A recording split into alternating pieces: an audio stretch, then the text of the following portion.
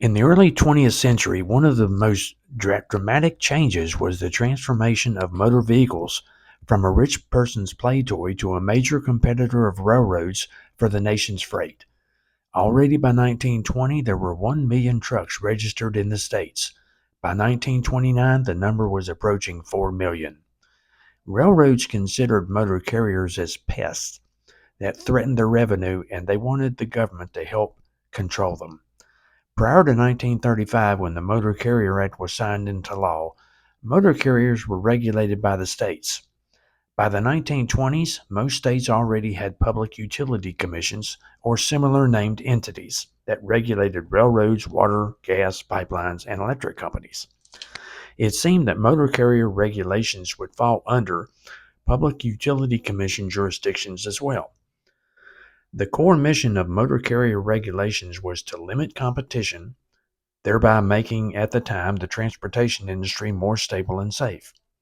By limiting the number of carriers serving the same cities and operating over the same routes, only the stronger, financially able motor carriers would survive.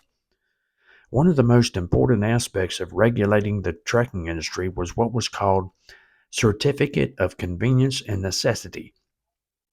These certificates were issued by the state commissions not as a property, but as a revocable license to be taken away if motor carriers didn't play by the rules. Commercial motor carriers could not operate without such a certificate. To get one, they needed to prove a need for their service, and they had to have the financial ability to provide that service consistently. The state commissions also had to approve the transfer certificates to another carrier and approve mergers. The trucking industry initially began as strictly shorter hauling of goods, usually from freight depots to small communities just within a few miles. State highways did not get paved until the mid-1920s. Trucks of that era were small, only capable of hauling 1 to 6 tons, and in size were little more than the size of today's pickup trucks.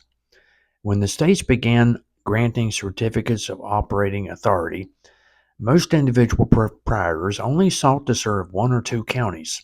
That was due to lower speed limits that were imposed on motor trucks, the condition of the unpaved roads, and the resistance of the new competition to the established railroad freight industry. Interstate freight hauling and the formation of larger motor carriers was still years away.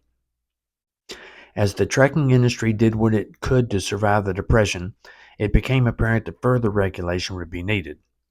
It took several years to do this, but one of the premises of President Roosevelt's New Deal was to establish regulation of the newly motor carrier industry. In 1935, the Motor Carrier Act was signed into law, thus not only controlling the industry from the state level, but also the federal level. Well, I hope this video has given you some history as to the early motor carriers being regulated by the individual states. I'll give you details as to some states and even some of the very early trucking companies in videos coming up. Subscribe to the channel and hit the notifications button to get notified when new videos are posted. Thanks for watching.